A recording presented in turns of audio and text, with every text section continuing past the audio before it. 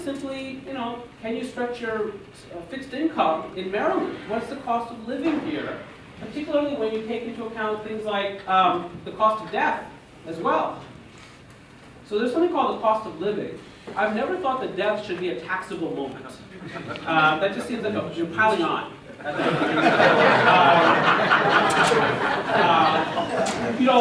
only two states in the union. There's only two states in the union that have both an estate tax and an inheritance tax.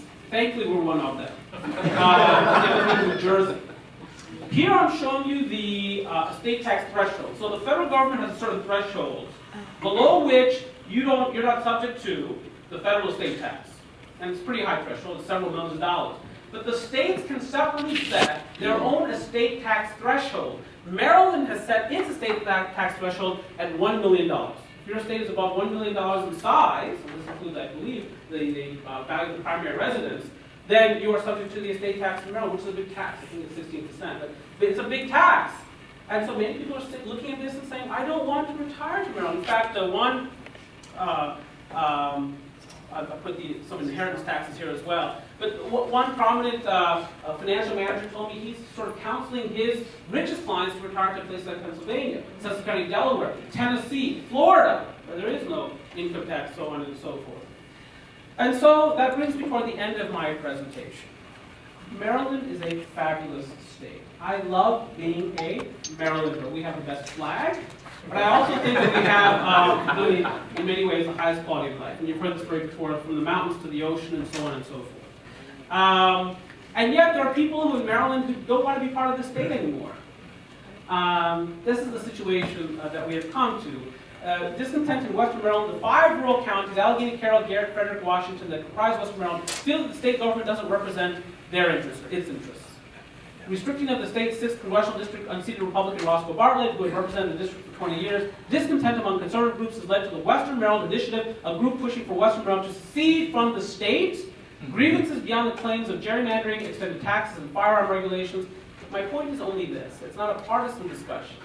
It's that I think the state is, along many dimensions, at war with rural Maryland economically.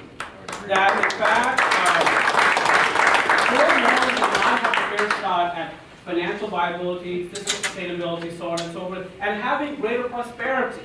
That if one takes existing trends and looks at population growth, that the situation in rural Maryland is going to become that much more problematic in terms of attracting young people, raising test scores, putting money into streets. I mean, we don't even talk about user fees and those kinds of things, but there's those kinds of issues out there as well. I think you would agree, highway user fees.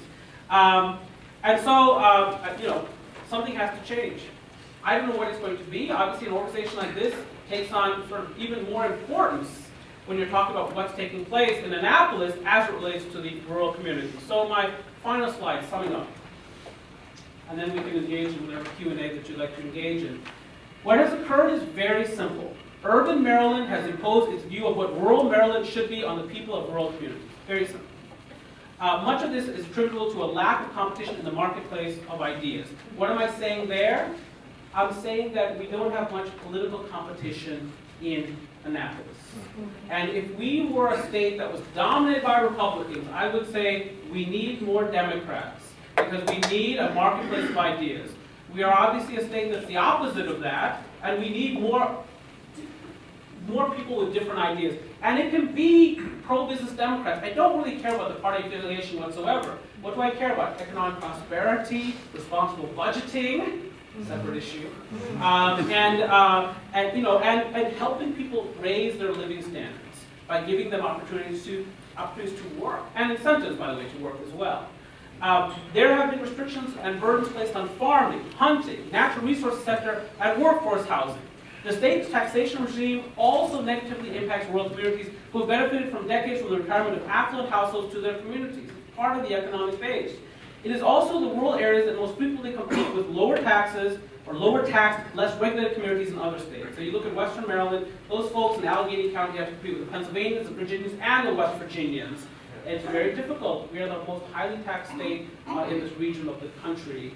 And taxes matter in business locational decisions, and business locational decisions matter when you talk about job creation, and job creation matters when you talk about income growth and unemployment.